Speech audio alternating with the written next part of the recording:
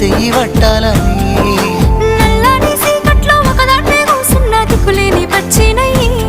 బావా నువ్వెప్పుడొస్తావని ఏళ్ళైపోతుండే పిల్ల ఎన్నెలొచ్చింది మన బతుకులా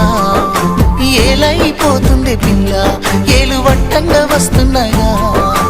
ఇన్నాళ్ళ ఎడబాటు ఎడవాసిపోతుందిలే ఈ సీనయ్య గుంటున్నదే సినదారా నీ కోసము ఈ దూరాన్ని చెరుపుతూ తీరాల తెగిరింది అందాల ఈ మానము ఓ బాబా చూస్తున్నా